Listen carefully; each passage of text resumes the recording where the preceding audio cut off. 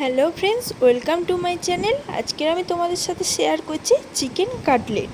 সন্ধ্যাবেলা স্ন্যাক্স হিসাবে খুব সহজেই বাড়িতে দোকানের মতো চিকেন কাটলেট বানিয়ে নিতে পারবেন।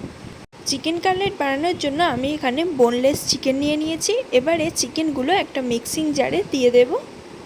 আর দিয়ে দেব একটা মিডিয়াম সাইজের কোচানো পেঁয়াজ, 1 চামচ আদা কুচি ও 1 চামচ রসুন কুচি। আর দিয়ে দেব দুটো ব্রেডগুলো ছোট ছোট কুচি করে দিয়ে দেব। এইবার এর ওপরে দেব স্বাদ মতো নুন, স্বাদ মতো লঙ্কা গুঁড়ো, একটু হলুদ গুঁড়ো, জিরে গুঁড়ো, 1 চামচ রিফাইন তেল। এইবার সব কিছু খুব ভালো করে পেস্ট করে নেব। অন্য একটা পাত্রের মধ্যে একটা ডিম ভেঙে নেব।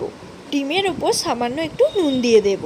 আর একটা পাত্রে একটু ব্রেড ক্রাম্বস নিয়ে নেব, তাতেও পরিমাণ মতো নুন দিয়ে দেব। পেস্ট করা চিকেনের ওপর সামান্য গরম মশলা দিয়ে দিলাম।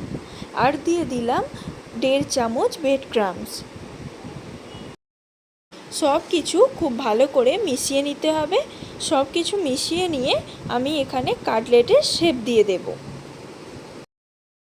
আমি এখানে চৌকোভাবে কাটলেটের শেপ দিয়ে দিয়েছি। আপনারা আপনাদের পছন্দ মতো শেপ বানিয়ে নিতে পারবেন। এইবার কাটলেটগুলো কোট করে নিতে হবে। তার জন্য ডিমের ব্যাটারে ডিপ করে নিলাম। কাটলেটগুলো খুব সাবধানে কোট করতে হবে, নইলে ভেঙে যেতে পারে।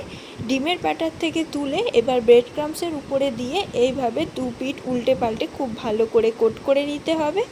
কাটলেটের সাইডগুলো ব্রেড ক্রাম্বসের উপরে দিয়ে এইভাবে কোট করে নেব। এইভাবেই সব কাটলেটগুলো আমি কোট করে নেব। কাটলেটগুলো কোট করা হয়ে গেছে। এবারে এইগুলো ফ্রাই করে নিতে হবে।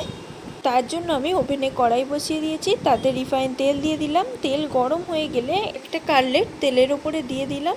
কিছুক্ষণ পর কাটলেটের এক দিকটা লাল হয়ে গেলে আমি অন্য দিকে উল্টে দেব। আবারও কিছুক্ষণ পর অন্য দিকে উল্টে দেব। এইভাবে উল্টে পাল্টে গ্যাসটা মিডিয়াম ফ্লেমে রেখে কাটলেটগুলো ভেজে নেব। 4-5 মিনিট ধরে কাটলেটগুলো লাল করে এইভাবে উল্টে পাল্টে ভেজে নিতে হবে। কাটলেটগুলো লাল করে ভাজা হয়ে গেছে। এবারে একটা পাত্রে তুলে নেব। তৈরি আমাদের দোকানের মতো চিকেন কাটলেট। বন্ধুরা, আমার এই রেসিপিটা ভালো লাগলে অবশ্যই লাইক, কমেন্ট, শেয়ার, সাবস্ক্রাইব করে দেবেন।